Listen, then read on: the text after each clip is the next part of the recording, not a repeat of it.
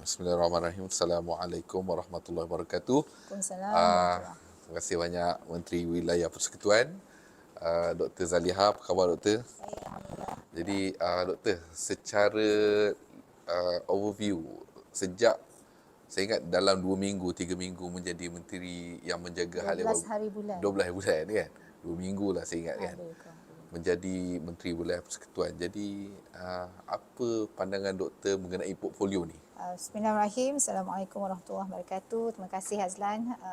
Soalan ni memang saya rasa nak kata soalan cepu emas ke apa ya. Tetapi bagi saya ada beberapa perkara lah yang kita boleh lihat atas portfolio baru ni. Of course saya daripada Kementerian Kesihatan Malaysia, kemudian ditukarkan dalam reshufflement kabinet yang baru ini kepada menteri di Jawatan Perdana Menteri yang menjaga wilayah persekutuan. Jadi tentulah satu perkara yang baru bagi saya. Ya. Tetapi apapun saya mengambil ini sebagai satu tanggungjawab. Pertamanya, yang keduanya tentulah cabaran baru ya, sebab portfolio baru, cabaran baru, dah tentu di jabatan yang tidak ada menteri dah hampir setahun ataupun melebihi setahun. Jadi saya rasa tentu ada cabaran-cabaran yang perlu saya berdepan, dan saya mengambil alih tugasan yang sebelum ini dipikul oleh Perdana Menteri sendiri. Jadi sudah tentu bagi saya ada perkara-perkara yang saya juga perlu membawa visi yang dibawa oleh Datuk Seri Anwar Ibrahim dalam kita memacu wilayah persekutuan. Dan saya lihat wilayah persekutuan ni satu yang uniknya, walaupun it is a state by itself, tetapi dia meliputi daripada 3 wilayah, iaitu Kuala Lumpur, kemudian Putrajaya dan kemudian Labuan. Jadi 3 ini walaupun kelihatannya kecil, tapi tanggungjawab terhadap menjaga 3 bandaraya ini saya rasa memang sangat besar. Kenapa? Pertama saya lihat Kuala Lumpur khususnya, dia ada ibu negara. Dan ibu negara bermaksud dia membawa imej yang besar kepada negara. So apa yang perlu kita lihat di Kuala Lumpur dalam kerajaan baru, kerajaan Madani dan sebagainya. Kemudian yang keduanya Putrajaya. Putrajaya adalah center of administration ataupun pusat pentadbiran. Jadi sudah tentu ada expectation yang berbeza pula terhadap pusat pentadbiran. Dan yang ketiganya Labuan, sebagai walaupun orang kata adik bongsu lah wilayah ketiga yang dimasukkan atau bandar ketiga yang dimasukkan di bawah wilayah persekutuan, maka dia juga ada expectation. Dan wilayah Labuan sendiri kita tahu mempunyai potensi yang berbeza, dan Datuk Seri Anwar sendiri pun dah pergi ke Labuan dan memberikan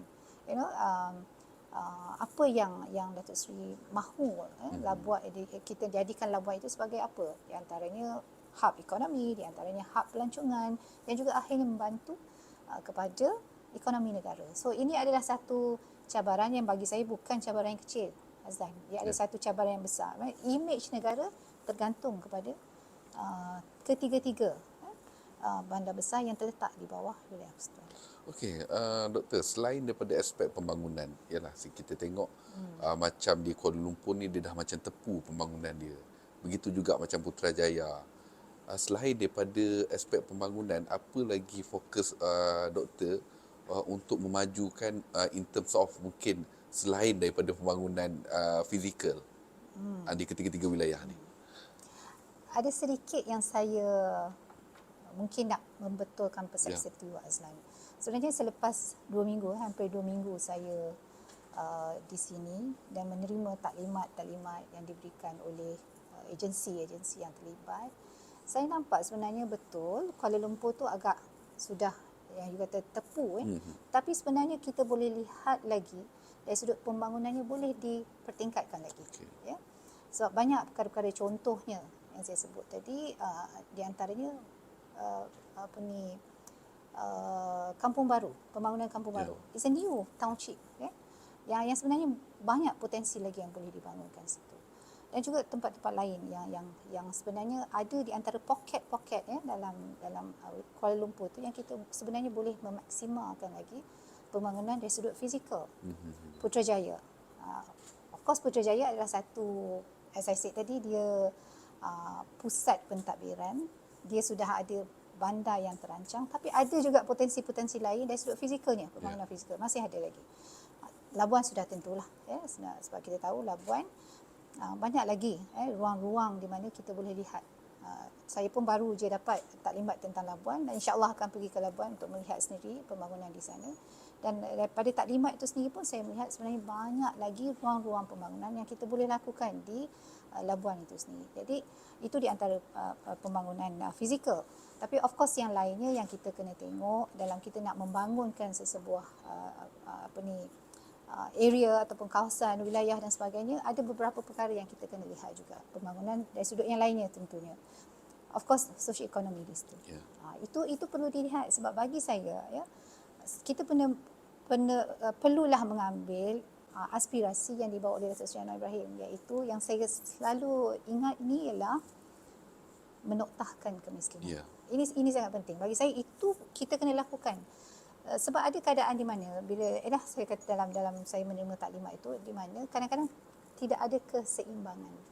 Contoh kalau kita tengok Labuan macam mana Labuan itu ada potensi untuk membangun dan kita tengok social economy ataupun cost of living di Labuan itu sangat tinggi. Tetapi masih lagi itu menyebabkan ketidakseimbangan sebab kita masih lagi ada golongan-golongan yang miskin dan miskin tegar di situ. Jadi tidak ada keseimbangan. Begitu juga dengan Kuala Lumpur. Jadi kita kata yes, cost of living di Kuala Lumpur itu tinggi tapi masih lagi ada. Sebab tu Datuk Seri Anwar come with the aspiration of menoktahkan kemiskinan atau menoktahkan miskin tegar. So, which I think yang itu kita perlu atasi terlebih dahulu sebelum kita melaksanakan yang lain-lainnya.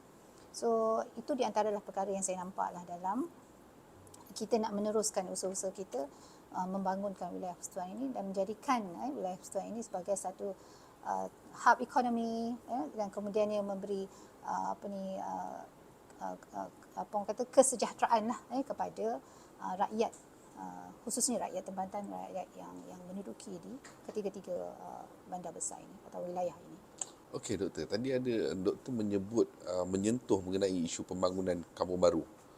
Okey kan.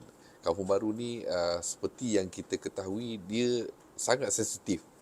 Isu legasi dan kemudian yang paling utama sekali orang yang tidak ada kepentingan pun turut merasa terpanggil untuk membela kampung baru ni. Jadi mungkin dalam sela masa yang ada dan juga mungkin maklumat yang doktor ada ni, apa sebenarnya yang mungkin boleh dilakukan untuk kampung baru tu? Kampung baru ni seperti yang kita faham, kampung baru ni dia ada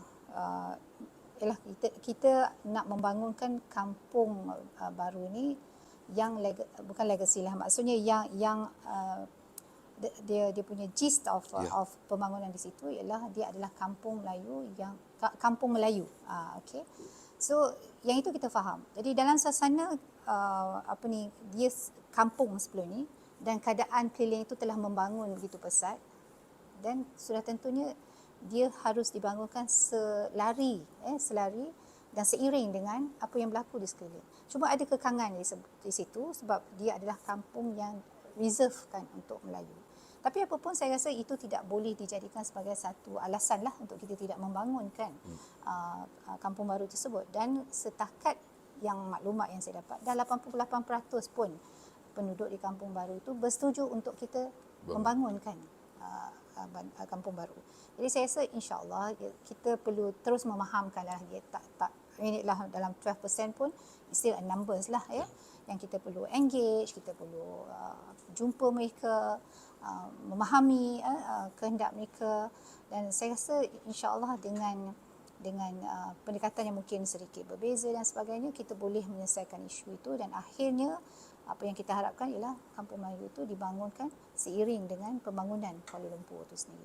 Okey doktor, kalau kita nak menyorot sejarah pada tahun 2019 waktu tu Menteri Khalid Samad kan, bekas Menteri Wilayah, dia ada melontarkan satu cadangan untuk ambil alih satu kaki persegi 850 dalam bentuk tunai dan juga RM150 dalam bentuk in-kind, dalam bentuk saham. Jadi adakah idea itu akan diteruskan ataupun mungkin ada penilaian yang lain yang akan dilaksanakan sementara doktor sebagai menteri yang menjaga kepentingan wilayah ni? Baik. Bagi saya setiap pemimpin itu dia ada cara yang berbeza lah. Tapi saya tidak menolak lah apa yang telah dilakukan oleh menteri-menteri sebelum ini. Jadi bagi saya, baru 2 minggu ni banyak lagi saya nak perlu lihat dan kaji, teliti dan sebagainya. Mungkin pendekatan itu boleh diteruskan ataupun mungkin pendekatan itu perlu diambil pendekatan yang baru. Jadi I think give me time untuk saya melihat isu itu, dan akhirnya insya-Allah apa yang kita harapkan ialah satu penyelesaian yang win-win situation. Maksudnya kepada penduduk pun ada yang mereka perolehi dan yang mereka kehendaki, dan begitu juga dengan oleh kerajaan. Jadi kita match satu keputusan yang memberi keuntungan kepada semua pihak. Okay, berkenaan dengan pembangunan tu, kalau dulu ada cadangan untuk dimajukan secara parcel by parcel lah. Jadi dengan numbers yang dah ada 88% ni, saya fikir sangat memang memerlukan. Maksudnya tinjauan kami pun media pergi ke lapangan memang ada feedback itu untuk dibangunkan segera. Jadi ada tak perancangan mungkin dalam tempoh setahun ataupun 2 tahun ni pembangunan itu akan dilaksanakan secara parcel? Baik. Jadi bagi saya, macam contoh di antara kawasan-kawasan yang memang telah diwartakan untuk dibangunkan itu, saya rasa ada beberapa perkara yang mungkin perlu diselesaikan segera. Yang itu saya rasa kita kena tengok, bagi prioriti lah. Sebab kalau kita nak bangunkan semua pun, dia ada beberapa perkara yang kita perlu lihat juga. Jadi mana yang dah inline, dah ada in the pipeline, saya rasa yang itu kita tengok apa masalah yang boleh kita selesaikan segera di situ, dan kita accelerate the pembangunan kat situ. So I think istilah in that sense memang maksudnya kita location by location lah, ataupun kawasan by kawasan. Jadi yang itu saya nampak itu pendekatan yang terbaik lah. Sebab kalau kita nak menyelesaikan maknanya semua okey ke tadi saya kata 88%, nak tunggu 100% bersetuju baru kita nak bangunkan, itu saya rasa agak mustahil untuk laksanakan macam tu. Jadi bagi saya pendekatan yang terbaik ialah mana yang kita boleh selesaikan dulu, bangunkan. Dan kemudian baru diikuti yang lain-lain. Ada timeline ke doktor untuk selesaikan benda tu? Timeline InsyaAllah lah, setakat yang saya rasa kita berharaplah kerajaan ini mudah-mudahan ada stabil, kekal dan sebagainya, dan saya rasa tidak ada pun pembangunan yang orang kata sekelip mata boleh terlaksana dengan sepenuhnya. Kita perlu bagi masa, sebab kita pun ada, maksudnya dalam pengambilan tanah, dalam usaha-usaha untuk membangunkan, itu semua ada prosedur yang perlu kita ikuti. Tapi insyaAllah sebagai kerajaan kita boleh accelerate, kita boleh bantu, kita boleh facilitate. So itu kita laksanakan. InsyaAllah saya rasa hopefully lah sebelum akhirnya term ini kita adalah maksudnya orang kata update ataupun adalah maksudnya perkembangan baru yang kita lakukan. Okey, itu part daripada kerajaan dan juga kalau agensinya PKB lah. Yes. Okey. Untuk pewaris dan pemilik tanah ni ada tak cadangan daripada doktor untuk adakan semula sesi town hall ataupun perjumpaan? Bagi saya itu wajib. Okay. Kita perlu sebab maksudnya kita apa yang kita boleh baca daripada sudut dokumen, kita boleh dengar daripada mungkin daripada pemimpin lepas saya pun baru juga berjumpa dengan Datuk Seri Khalid Samad. Jadi saya rasa yang itu kita dengar dan akhirnya apa yang kita perlu ialah the stakeholders tu sendiri, which is the penduduk. So bagi saya memang insyaAllah saya bercadang juga untuk berjumpa dengan penduduk, mendengar sendiri mungkin apa yang mereka nak sampaikan. As I said, setahun tak ada menteri kan, so mungkin ada perkembangan baru. I'm sure there is. Okay. So insyaAllah dalam masa terdekat lah, saya rasa mungkin dalam Januari, Februari saya akan cuba untuk berjumpa dengan penduduk. Okey doktor, kita tutup cerita pasal kampung baru. Ya, panjang lah tu. Okey, tidak lengkap ataupun kita boleh sebutkan bahawa isu ataupun penyakit terhadap bandar-bandar besar termasuk Kuala Lumpur, Putrajaya, Labuan ni di bawah kawalan doktor adalah penyakit kemiskinan bandar yang doktor sebutkan tadi kan, dan ini mendapat perhatian Yang Amat Buat Perdana Menteri, kemudian ada program yang dia nak buat noktahkan kemiskinan tegak. Betul. Jadi dalam tempoh 2 minggu ni, saya pasti doktor sudah pun ada maklumat-maklumat dan juga data, info dan sebagainya. Jadi, ke mana hala tuju selepas ni doktor? Untuk memastikan program membasmi kemiskinan Tegar ni dilaksanakan sepenuhnya. Baik, bagi saya ini kita kena tengok juga pendirian kerajaan lah dari sudut ini. Ya. Dan saya melihat apa yang kita kata sebagai ekonomi madani itu perlu diambil kira juga dalam aspek ini. Okay. Dan apa yang paling penting bagi saya, yang tadi saya kata membasmikan kemiskinan Tegar ni, yang paling penting yang saya tengok ialah kita kena, saya selalu, I believe in this. Dan orang pun pernah sebut, orang biasa sebutlah, ada apa orang kata peribahasa, kalau jangan Bidalan. kita kena bidalan, kita kena ajar orang untuk memancing ikan, bukan kita beri ikan. So saya dalam keadaan mengatasi masalah kemiskinan ni, saya lebih suka program-program yang bersikap ataupun bersifat exit program. Of course mungkin pada peringkat awal mereka-mereka yang tidak berkemampuan, mereka-mereka yang dalam kategori miskin dan miskin Tegar ini perlu dibantu. Memang itu dalam satu keadaan perlu, dia perlu.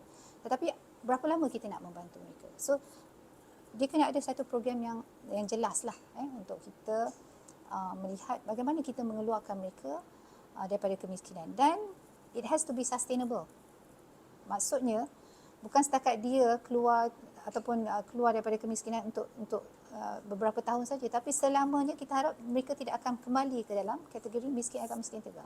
This is satu cabaran lah bagi saya, tetapi adakah ia mustahil untuk dilaksanakan? Saya rasa tak. Saya rasa tidak. Dengan apa yang diberikan juga oleh kerajaan, contohnya perumahan madani, ya, itu adalah satu cara untuk kita membantu rakyat hidup, sebab mereka perlu hidup selesa. Ya. Dan banyak perkara yang sebenarnya yang kerajaan juga telah orang kata lakukan untuk fill up all these things.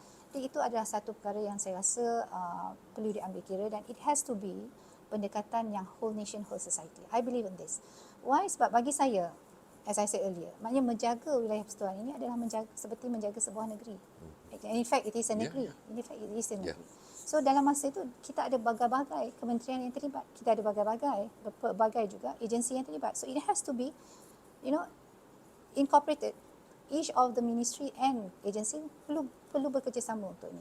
Sebab bagi saya tidak boleh, maksudnya dengan keadaan negara kita berdepan dengan of course debt ataupun hutang negara yang terlalu tinggi. Dan alhamdulillah kita telah dalam masa yang setahun ini kita tengok bagaimana Perdana Menteri melakukan satu usaha yang sangat agresif untuk membangunkan kembali ekonomi negara, membawa pelaburan, meningkatkan pelaburan negara. So semua ini saya kata perlu digarap semuanya. Jadi bila kita dapat garap semuanya dalam satu tindakan yang mengambil kira semua perkara-perkara ini, saya rasa insya-Allah kita boleh. We cannot anymore work in silo bagi saya. Dan wilayah persekutuan ni bajet ni pun tak tinggi. Dengan image yang saya kata tadi, nak bawa wilayah persekutuan ni sebagai sebuah ibu negara, Kuala Lumpur sebagai ibu negara, kota metropolitan, it's not easy. Dalam keadaan yang begini. Begitu juga dengan Putrajaya dan juga Labuan. Jadi bagi saya, dengan mengambil kira semua benda-benda ini, tap on the budget yang sedia ada, yang juga dibawa, yang juga kita boleh tap on the budget yang diberikan oleh kementerian-kementerian lain. I think perkara-perkara yang mungkin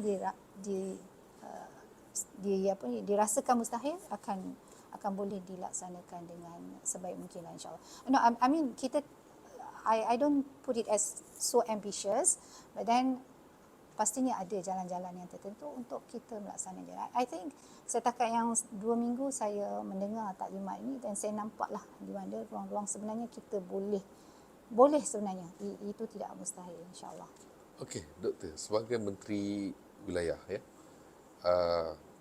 apa yang kita semua ketahui, menteri wilayah ni sangat popular, sebab dia kena jaga Kuala Lumpur dan juga it's a center of excellence for the country, kan. Semua lensa akan tertumpu kepada menteri wilayah, kan. Baik buruknya macam doktor sebut tu adalah atas kapasiti menteri wilayah tu sendiri.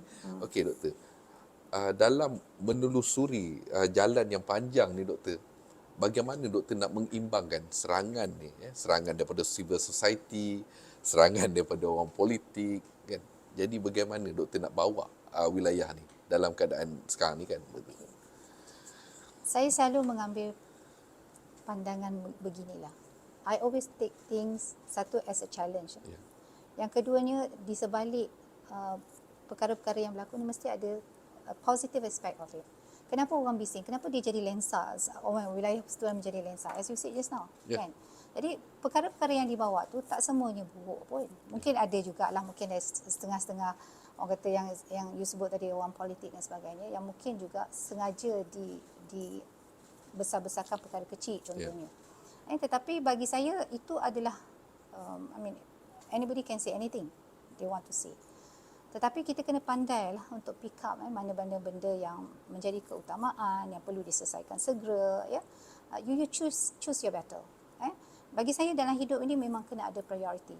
Banyak perkara yang nak laksanakan. Kuala Lumpur macam saya kata, bukan orang kata perkara kecil, perkara besar as you said. Then dari situ, dengan kita meletakkan priority dan kita melihat perkara-perkara itu perlu diselesaikan segera, dan kita take it something yang perlu kita laksanakan. So to me, apa pun yang orang sebut tentang sesuatu perkara, yang saya suka meletakkan diri saya beginilah. As we know that Kuala Lumpur, Putrajaya dan juga Labuan as wilayah persekutuan, dia ada legacy issues. Banyak legacy issues. So legacy issues ni yang menjadi orang nak tengok, this is the new government, this is the new minister, apa sebenarnya yang dia nak buat. Orang mesti nak tahu apa sebenarnya, sebab itu dah menjadi keutamaan orang nak tahu. Contoh yang di antara dah perkara-perkara yang bila saya masuk tu, orang tanya, apa Dr. Zaliha nak buat pasal kebanjiran warga asing. That is a big issue. Setengah orang mungkinlah di Johor Bahru tak merasakannya, mungkin ataupun di negeri-negeri tak merasakan, tapi Kuala Lumpur merasakannya. So itu perlu diselesaikan segera. Dia menjadi top priority juga. Maka itulah di antara perkara-perkara yang kita tengok, walaupun dalam suara-suara itu ada kepentingan and we choose it. Kalau perlu diselesaikan segera, perlu selesaikan. Okey, masalah lain contohnya. Saya bagilah contoh yang dalam masa 2 minggu ni apa yang kita lakukanlah, macam isu Setiajaya. Boleh tak kita selesaikan? Sebenarnya bagi saya boleh. Isu legacy yang dah lebih 30 tahun. Kita nak jadikan Kuala Lumpur sebagai terus membangun. Isu yang macam ini dah 30 tahun tak dapat diselesaikan. Boleh tak Dr. Zaliha selesaikan? Saya kena meletakkan prioriti kepada isu itu. Maka dengan itu, apa yang saya boleh buat sebagai menteri? Saya boleh berjumpa dengan penduduk. Sebagai menteri, saya boleh berjumpa dengan stakeholders yang lain. Saya boleh berjumpa dengan mereka daripada TAR College dan sebagainya. Maksud, mesti ada cara penyelesaian dia. Jadi, tapi it has to be a willpower to do that. Bagi saya, it's not only a willpower lah, political will pun penting juga. Sebab ada juga isu-isu yang sebenarnya kadang-kadang tidak dapat selesai because of isu politik. So ini yang kita kena ketepikan kadang-kadang dalam keadaan kita nak membangunkan wilayah, pembangunan yang nak ditingkatkan lagi, maka isu-isu yang seperti ini memang tak boleh dipolitikkan. Sebab kalau kita terus-terusan mempolitikkan isu-isu begini, masalah tak selesai. Akhirnya yang rugi siapa? Rakyat. Yang akhirnya rugi siapa? Negara. Because orang melihat, orang nak datang untuk invest ke, untuk apa, dia kena lihat. Especially Kuala Lumpur sebagai ibu negara. Jadi di situ kalau keadaannya okey, dan insya-Allah. Okey doktor, tadi doktor sebut mengenai Kampung Setiajaya kan. Saya ingin ambil sedikitlah, saya pun baca doktor punya statement tadi kan. Ada timeline tak doktor? Of course we have to know kan, timeline berkenaan dengan pembinaan semula rumah-rumah penduduk yang terjejas ni. Ada timeline tak doktor? Benda tu bila sebenarnya akan selesai?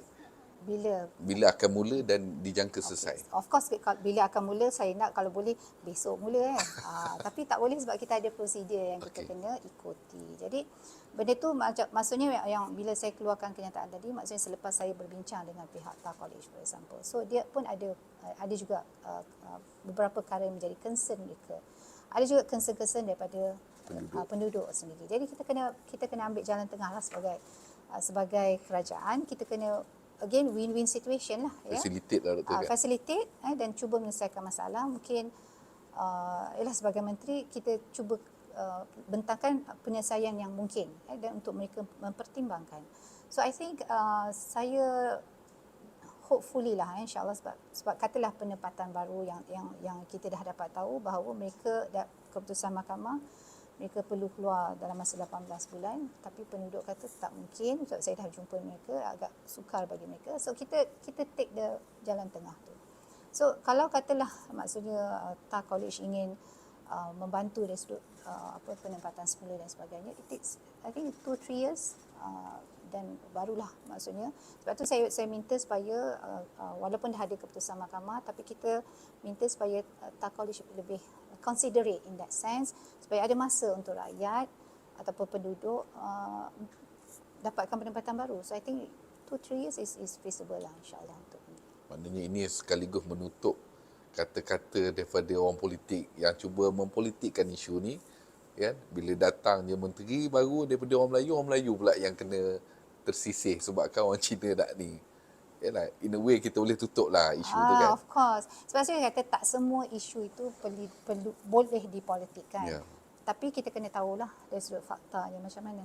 Jadi I think by facts people tak boleh nak tipu lah, ya, ataupun nak buat cerita pun dia tak boleh lah. So sebab tu saya kata dalam isu-isu yang ada di Kuala Lumpur, di wilayah Persekutuan, apa yang penting bagi saya sebagai menteri baru ialah untuk melihat sesuatu perkara itu dengan lebih teliti.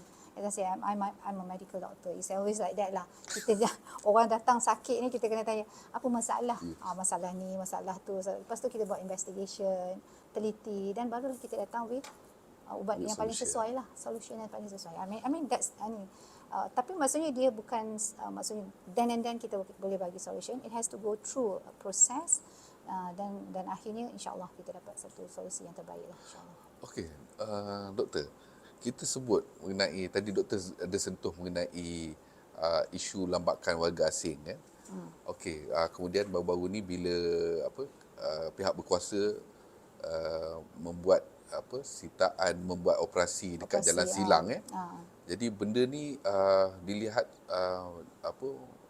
boleh dikatakan mendapat sambutan yang menggalakkan daripada orang-orang kita, masyarakat kan. Jadi dia sokong benda ni. Jadi doktor, soalan saya itu di Jalan Silang dan kita tahu sebenarnya dia scattered area. Ya, betul. Banyak warga asing ni, khususnya dekat pusat bandar utara di Pasar Borong, Kuala Lumpur. Jadi itu bagaimana? Sebab itu Myanmar dan juga Rohingya. Jadi macam mana nak selesai? Sebab yang tu pun kalau kita tengok sangat menakutkan, very frightening. Okey. Baik, sebenarnya sebab tu selepas daripada operasi tempoh hari, saya minta supaya pihak PDRM dan PGA membuat orang kata taklimat kepada saya lah tentang keputusan dan sebagainya, keputusan daripada operasi tersebut lah. In whatever situation, in whatever solution yang kita buat, satu lagi perkara penting yang kita kena dapatkan ialah, as I said earlier, fakta. Fakta ini ialah mungkin dari sudut datanya dan sebagainya. Jadi sebab tu saya panggil untuk mereka terangkan kepada saya, taklimatkan kepada saya jumlah tangkapan, siapa yang ditangkap, latar belakang dari sudut mungkin kerja, adakah mereka itu memang datang as a tourist ke apa, semua tu kita dapat untuk kita untuk akhirnya kita bagi penyelesaian yang bertepatan dengan apa yang kita ataupun data-data yang kita ada. So this is where I think kadang-kadang ada setengah-setengah keadaan, kadang-kadang benda itu assumption. Assumption maksudnya contohlah saya tengok dari isu operasi tempoh hari yang dikatakan mini Dhaka tu kan, mini Dhaka, dia sebenarnya bukan orang Bangladesh saja yang ditangkap itu, ada juga daripada warga Myanmar, ada juga daripada warga yang lainnya, Filipina dan sebagainya. So these are the things yang kita kena tengok, dan mereka itu kita kena tengok detail lagi lah, banyak lagi yang saya nak kena tahu jugalah, yang saya minta dan untuk dapatkan maklumat terperinci lagi. So I think perkara yang sama, method yang sama perlu juga digunakan pada tempat-tempat yang lain jugalah. Of course dari mata kasarnya, yes, kita nampak kelambakan warga asing, dan keduanya kesan daripada kelambakan warga asing itu. So this is where I think kita kena dapatkan maklumat yang detail dan tepat supaya kita mengambil tindakan juga yang tepat, ya. Jadi bagi saya macam contoh di kawasan Selayang, kita pun dengar, this is story yang kita dengar, cerita-cerita yang kita dengar. Sebelum saya menjadi menteri pun ramai kita kat luar ni dengar. Tapi apa sebenarnya fakta dia? Yang tu kita kena tahu dulu. Jadi saya tak mahu menceritakan apa sebenarnya yang patut kita lakukan. Of course yang akhirnya apa yang saya mahu ialah dia berada dalam suasana atau situasi yang sihat lah. Jika ianya perniagaan, for example, orang kata yes, orang kata kita lihat sekarang ni warga asing yang banyak maknanya di Alibaba kan contohnya lesen-lesen perniagaan. Tapi kalau kita tengok data, mungkin ada data yang sebenarnya tidak benar-benar, itu tidak tepat lah mungkin, ya. Jadi kena tengok balik. Ataupun kita lihat kenapa warga asing menjadi lambakan di kota raya itu warga asing, atas alasan apa mereka datang ke situ. Ada juga dikatakan dekat situ because ada mereka boleh dapat dari sudut makanan dia orang, tradisinya mudah dapat di situ. So those are things yang sebenarnya dia bukanlah maksudnya menetap di Kuala Lumpur, tapi mereka adalah orang-orang yang warga yang pengunjung di situ. Lepas after some time they go back to their own kerja lah. So itu semua I think bagi saya masa untuk saya teliti balik perkara itu. Dan of course akhirnya saya nak supaya perkara ini dapat diselesaikan dengan baik, dan akhirnya warga kita juga merasa selesa untuk, that is ibu negara, ibu kota kita, dan warga sendiri merasa selesa berada di ibu kota Kuala Lumpur lah. Okey doktor, saya ada lagi baki dua soalan lagi doktor. Dua soalan sikit lagi. Antaranya yang saya nak utarakan kepada doktor adalah berkenaan dengan infrastruktur di Kuala Lumpur khususnya. Ya, memandangkan Kuala Lumpur ni dia ke bandar lama dah. Jadi dia ada banyak masalah, jalan berlubang kan. Kemudian pokok-pokok pun dia dah menimbulkan kegusaran awam bila sekarang ni hujan lebat setiap petang, berisiko untuk tumbang apa semua. Jadi bagaimana sebagai menteri nak menyelesaikan perkara-perkara ini?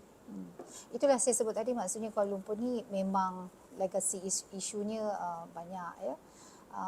Infrastruktur ni saya rasa dia lebih kepada penyelenggaraan. So penyelenggaraan ni I think ada juga maksudnya dari taklimat yang saya perolehi bahawa warga kerja mungkin tidak juga menepati tugasan yang sepatutnya lah. Contohnya macam contohlah dari sudut sebut jalan berlubang dan sebagainya. Tetapi saya rasa dia ada penyelesaian dari sudut mungkin kita boleh mempercepatkan ataupun mempermudahkan urusan-urusan sebegitu. Of course tadi satu lagi ialah kita perlu bekerjasama dengan agensi-agensi lain juga. So perkara-perkara macam tu kadang-kadang contohnya aduan yang ini yang saya baru nampak lah daripada beberapa minggu saya kat sini. Contohnya aduan kadang-kadang banyak aduan tetapi sedikit lambat dan tindakan pada aduan tersebut. So itu kita kena perbaiki. Kalau kita perlu kepada penambahan kepada petugas mungkin ataupun pekerja contoh di BKL dan sebagainya, yang itu perlu dilihatlah sebagai prioriti kita. So again saya rasa yang itu sebenarnya juga perlu diselesaikan dengan segeralah, ya. Sebab sebagai ibu kota saya rasa tentunya tidak cantik lah kalau perkara-perkara yang terkait dengan basic things which is infra as well tidak ditangani dengan baik, ya. So insyaAllah saya juga sedang memikirkan bagaimana cara untuk kita mempercepatkan proses itu. Mungkin dari sudut aduan, mungkin kita boleh hub on teknologi, macam mana kita nak melaksanakannya, dan kemudiannya mungkin tata kelola itu kita kena perbaiki juga. Saya kena duduk bersama dengan agensi-agensi yang terlibat, dan saya rasa yang terakhirnya apa yang kita nak lakukan ialah perbaiki daripada semua sudut lah, termasuk infrastruktur. Dan satu lagi saya rasa yang tentang ibu kota yang jam, apa dia panggil, sesak. Ini juga saya pun dah dapat taklimat juga daripada PDRM.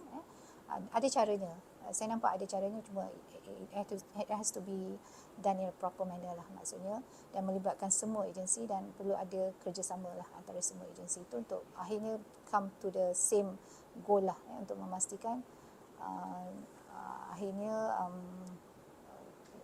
Kuala Lumpur sebagai satu saya suka guna perkataan ni lah, smart city, yang di bawah smart city-nya, entity-nya ialah safe city, healthy city, hub on technology, and of course friendly to everyone. So insyaAllah yang itu I think is a big, but some of the entity tu dah sebenarnya dalam pelaksanaan. Jadi saya rasa untuk strengthen lah, just untuk strengthen, and of course terusnya expand kan benda tu lah. Okey doktor, last berkenaan dengan Labuan. Sewaktu doktor clock in dekat sini, doktor menyebutkan antara lain berkenaan Labuan ni akan dijadikan hub sebagai pelancongan. So apa kaedah yang akan dilaksanakan memandangkan faktor lokasi dia pun agak jauh, kemudian pula Labuan ni ialah daripada ekonomi dia agak stabil sekarang, dia agak sukar sedikit kan. Jadi bagaimana doktor nak buat? Dan satu lagi soalan tambahan mengenai Labuan ni berkenaan dengan jambatan kan, projek jambatan ni. Jadi apa status dia? Okey, baik. Bagi saya Labuan itu dia ready potential. Okey. Kan sebagai sebuah pulau kan. Jadi memang potensi sebagai pelancongan tu ada. Sangat tinggi. Saya pun dah dapat taklimat. Memang I would say I'm super excited lah untuk melihat mengutamakan memfokuskan pembangunan di Labuan ini khususnya untuk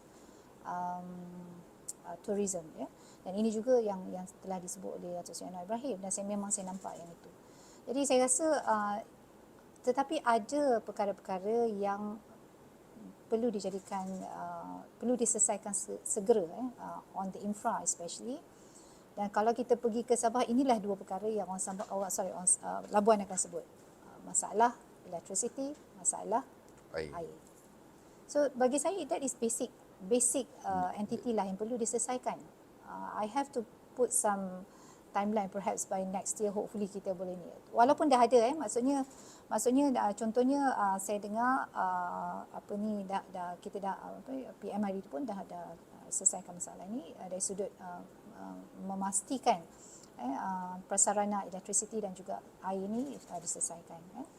Sejumlah 300 million telah diberikan untuk menyelesaikan isu air walaupun sebenarnya itu tidak mencukupi, but at least ada usaha-usaha ke arah itu. Begitu juga dengan electricity, walaupun perlu masa juga but then at least kita kena fikir juga apakah di antara potensi-potensi lain yang mungkin kita boleh membantu dari sudut memperbaiki dua entiti penting ini. Jadi saya rasa kalau kita selesaikan itu, insya-Allah yang lainnya akan just build in dari sudut ekonominya, dari sudut pelancongan, bukan saja pelancongan, dari sudut pelancongan dan sebagainya, mungkin juga dari satu lagi yang saya juga difahamkan, Labuan ini mahu dijadikan sebagai hub pendidikan, of which is very good. Kita dah ada beberapa perkara-perkara yang terkait dengan pendidikan ini. Contohnya kita ada Unimas itu dan beberapa tempat-tempat latihan, fasiliti-fasiliti latihan itu boleh dibangunkan. Saya nampak memang sangat berpotensi. So I think yang paling penting itu yang perlu diselesaikan dulu, dan kemudiannya insya-Allah selesai itu kita bolehlah dari sudut yang lain-lainnya, dan saya nampak memang potensi itu dah sedia ada, cuma perlu diperkembangkan, strengthen up, dan insya-Allah kita tambah lagi pelaburan dan sebagainya dari sudut ekonomi pelancongan as I said, it is ready potential di Labuan itu. Okey, terkait you tanya tadi pasal jambatan ni. Labuan Menumbuk. Labuan Menumbuk itu saya tahu satu projek yang dah lama disebut dan belum lagi dapat direalisasikan. Kita boleh orang kata boleh revisit. Cumanya bagi saya again lah untuk kalaupun kita ada yang itu, saya rasa pun juga satu perkara penting di mana sebenarnya isu yang lainnya, contohnya diberitahu juga saya tadi, contohnya pengambil air daripada Sabah juga akan menjadi lebih mudah jika kita ada jambatan itu. But then I have to revisit back lah perkara itu, dan saya rasa kalau itu juga menjadi satu game changer untuk melakukan perubahan kepada Labuan, why not? Kita cuba tengok dan perlu fikirlah, kita kena discuss balik dengan kerajaan pusat, mungkin dari sudut there are a few things bukan saja kalau saya nampak ada a few, mungkin kita boleh explore juga new business model and how to make sure benda tu akan jadi satu yang reality lah, insyaAllah. So Okey. hopefully insyaAllah. Terima kasih banyak Doktor atas masa. Saya ingat 40 minit it should be okay lah dalam sesi ni. Dan saya harap kita akan ada lagi sesi-sesi seperti ini selepas-lepas ni lah. InsyaAllah boleh.